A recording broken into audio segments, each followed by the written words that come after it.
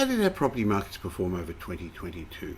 Sure, property values fell, but nowhere near as badly as many of the negative Nellies and property commentators predicted. So today, Dr. Andrew Wilson shares the latest housing figures and is going to show how resilient our housing markets really were. If you want to keep up to date with what's happening in our property markets, please subscribe to this YouTube channel and click the little bell icon so we can inform you each time a new show comes out.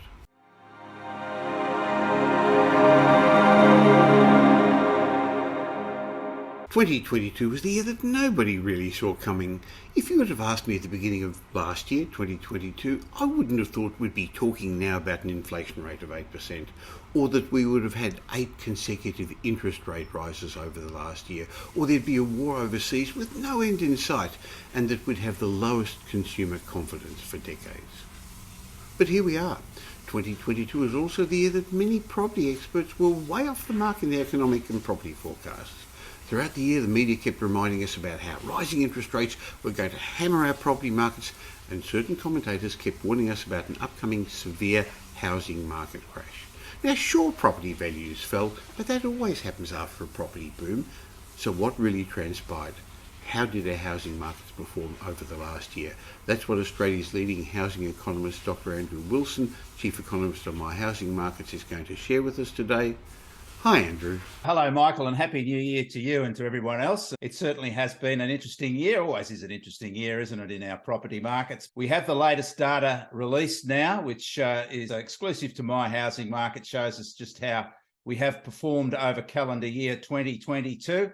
And as you suggested, Michael, it hasn't been anywhere near as severe as many predicted. In fact, in terms of our long-term series of market downturns, and there haven't been a lot, Michael, over the past few decades, we're situated with 2022 as being one of the better results, equal with what we saw back in 2008. The latest data shows us, Michael, that the national house price from December quarter 21 to December quarter 22 has fallen by just 4.1% over the year, which I think, as we've just suggested, is quite a modest result, particularly in terms of the adjustment process we would have expected following a generational boom in 2021.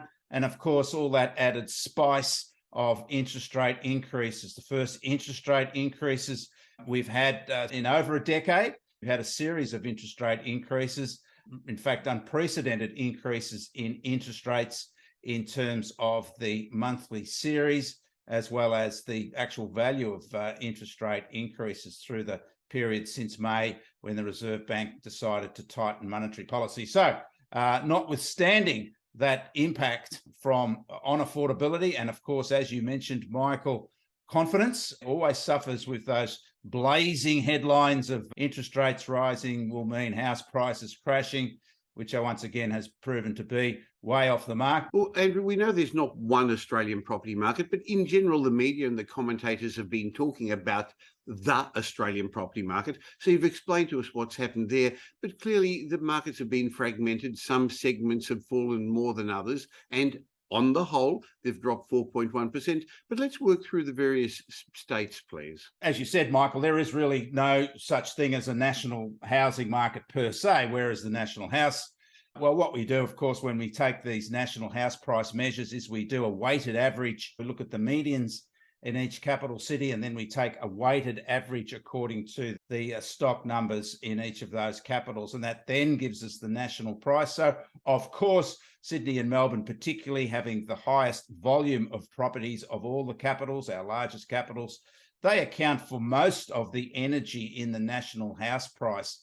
And when we do look at the Melbourne and Sydney results, we can see, not surprisingly, that they really did lead the market down in terms of capital city declines. Sydney was down by 9.2% over 2022, Melbourne down 5.8%. Canberra was also an underperformer, similar to Sydney in terms of its decline process, down by 6.6%. The only other capital to record a fall was Hobart, down 1.5% over the year. But the other capitals, Michael, recorded increases in house prices over 2022. Brisbane up 3.4%, Adelaide up 4.3%, Darwin up 5.5%, but those Darwin numbers can be volatile because it's a smaller market. The clear top performer in 2022 was the Perth market. We haven't said that for a while, Michael, but the Perth market is certainly up and about now. In fact, the Perth market now has got off the bottom in terms of being the most affordable housing market for median house prices, and now ahead of Darwin. But if one looks back over the last couple of years, there was a boom period, there was a slump at the second half of 2022. Overall, all the capital cities are well ahead of where they started the pandemic. I think this is the remarkable statistic, Michael, and that is when we look at the historical series of annual house price movements, we can see typically, of course, that house prices ease following strong periods of growth. But when we look at the aggregated 2-year position of our capital cities, that is including the boom of 2021 and the easing in prices in some markets in 2022, we can see that markets are still well ahead of the mark in terms of prices growth over the 2-year period 21-22. In fact, the growth in prices over that 2-year period is exceeding some of the boom time periods, or most of the boom time periods we had over single years. So again, we're well ahead of the mark. And when we look at some of those numbers, Michael, we can see over 2 years that the Brisbane housing market has led the charge. We know there was a lot of interstate migration through COVID into Brisbane, which pushed up prices. But Brisbane home prices are higher by 35%, house prices 35% higher over the past 2 years, followed by Adelaide up 31.5%, Hobart up 31.3%. And to put it all into context, Michael, the Melbourne market is the outlier, in other words, the underperformer through that period. And yet over the past 2 years, Melbourne house prices have increased by 17.2%.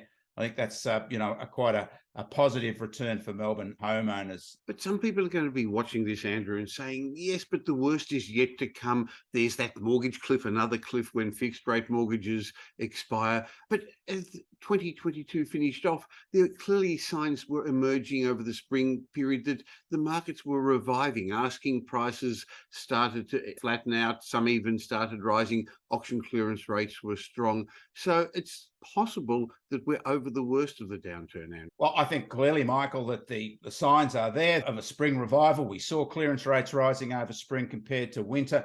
In fact, it was interesting, Michael, that weekend auction clearance rates finished the year not that far below where they finished 2021, that is where they finished 2022. And there was no doubt of a revival through the spring period. Of course, a number of those commentators that were predicting doom and gloom are now using the word surprisingly resilient in terms of housing market activity. But clearly the trends, even in the quarterly rolling prices models that we use, Michael, were improving as the year progressed. I think that, again, is a positive precursor for the prospects next year.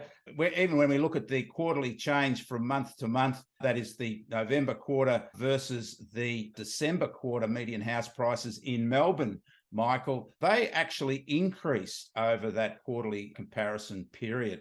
So certainly the trends, even though we're looking at that year versus year, December quarter versus December quarter data set, when we drill down and look at the latest data comparing quarters with quarters, we can see a clear improvement in the trend, which does reflect, as I mentioned before, what we saw with auction clearance rates improving through spring. So I think the markets are primed next year, particularly Melbourne and Sydney, to start to record positive prices growth earlier rather than later. Of course, a lot will depend on what pans out with the economy, which still remains very strong, and of course the decisions that the Reserve Bank makes in regard to interest rates. And even the Reserve Bank has given some hint that perhaps it may look to pause interest rate movements, upward movements, while it awaits to see the impact of the increases through 2022. So certainly the trends are positive, Michael, going into 2023, and the data has certainly proved a lot of the doomsayers wrong. Well, at the end of last year, we called that 2023 is going to be the year of a property market reset. The Yes. bottom's going to be reached at some stage when interest rates stop rising, and there may be another one or two interest rate rises when the world realizes that inflation's under control. And it already seems that buyers and sellers are taking that into account. They're recognizing, okay, there'll be another one or two interest rate rises. I'll cope with that. And when that happens, it'll be the beginning of the next cycle. I don't think we're predicting a boom, Andrew. We're just saying it's now going to go into the stabilization phase of the cycle, and then eventually there'll be an upturn. Yes, Michael. And look, I think the factors that are important when we're understanding the outlook for the property market are the clear fundamentals of supply and demand that are certainly still working in favour of higher prices and higher rents. We know we have a wave of migration heading into Australia, reports of over 1 million applicants to become permanent residents in Australia that the government's struggling to process at the moment. We know, again, we're underbuilding following the surge we had through the home builder policy through COVID. Not enough houses, too many people, Michael, will always put upward pressure on prices and rents. Of course, the glue that's will hold it all together will be a booming economy, Michael. And we still have this remarkable just over 3% unemployment rate, and wages are rising at the fastest rate in a number of years. So even though times are tough with higher prices and falling real wages, I think Australians are getting on with the business of enjoying what is one of the strongest labour markets, if not the strongest labour markets it's had certainly in decades. Well, 2022 brought us more than our share of surprises, but as you said right at the beginning, every year does. So I look forward to catching up with you regularly this year and seeing what surprises the market brings us, Andrew. Yes, and we've already got a precursor of the doom and gloom narrative for this year, Michael, and that is the refinancing of those that took those fixed rates back in 2021, those remarkably low fixed rates that were offered then. And of course, they're not going to get those sort of rates this year when they refinance. And the usual suspects are predicting that this will have a severe impact on our housing market. If history teaches us anything, Michael, it teaches us that they'll be wrong yet again. Yes. Don't pay too much attention to last year's forecasts or the ones before, because if you see how they actually transpired, you'd realise that it is very difficult to forecast. Thanks for your time, Andrew. Thanks very much, Michael. Yes.